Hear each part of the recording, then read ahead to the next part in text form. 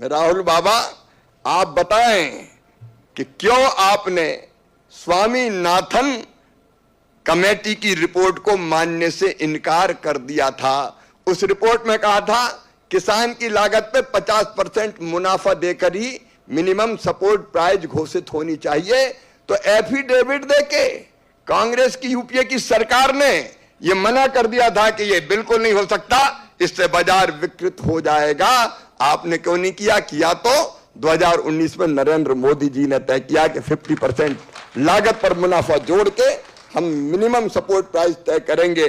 आप ये बताइए कि 2006-07 में राहुल गांधी जी देश में चीनी का रिकॉर्ड उत्पादन हुआ था, बाजार में चीनी भरी पड़ी थी, तब कांग्रेस सरकार ने बफर स्टॉक क्यों नहीं बनाया और उसे सुरक्षित रखने के बजाय निर्यात करने की छूट क्यों दी? जब उत्पादन ज्यादा था तब भंडारण नहीं किया, जब दाम गिरे तो किसानों को क्यों नहीं बचाया, और जब निर्यात हुआ तो देश के हित क्यों नहीं देखे?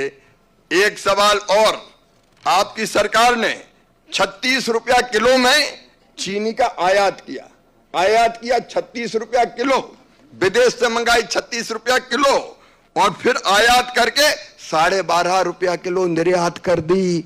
ये कौन सा व्यापार है और ये कौन सा खेल है? 36.5 रुपया किलो 36 रुपया किलो मंगाओ और 12.5 में बेच दो।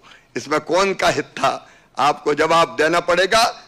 2009 और 10 में जब डॉक्टर मनमोहन सिंह जी प्रधानमंत्री थे और यूपीए की सरकार थी, मैं उस समय की बात कर रहा हूं। एक बात और पूछना चाहता हूं आज कांग्रेस से, खुलेआम पूछना चाहता हूं, किसानों के बीच में पूछना चाहता हूं। 1993-94 तक जब खाद्य तेलों में भारत आत्मनिर्भर था, बाहर से खाद्य तेल नहीं आते थे, तब प्रधानमंत्री नरसिम्हा राव जी थे, कांग्रेस की सरकार थी, और तब यह तय किया था कि खाद्य तेलों को ओपन जनरल लाइसेंस में डाल दिया जाए, जिससे खाद्य तेल विदेशों से भारत में आ जाए। और तब जब सस्ते खाद्य तेल आए तो भारत की खाद्य तेलों में आत्मनिर्भरता समाप्त करने का पाप और अपराध किसी ने किया तो वो खुलेआम कांग्रेस ने किया। आपने आयात पर निर्भर बना दिया देश को, तब भी आपकी सरकार थी। एक और सवाल, राहुल जी, जब कांग्रेस की सरकार थी, हजारों टन अनाज सरकारी गोदामों में था, और तब जब सुप्रीम कोर्ट ने भी कहा था कि इतना अनाज भरा पड़ा है, इसको गरीबों को ही बांट दो, तब इनने कह दिया था सरकार, सुप्रीम कोर्ट सरकार के मामले में दखल ना दे। क्यों गरीबों को वो अन्न नहीं दिया? ये प्रधानमंत्री नरेंद्र मोदी है जो 80 करोड़ भारतवासियों को फ्री में निःशुल्क अनाज देने का काम कर रहे हैं। इसका जवाब भी आपको देना चाहिए।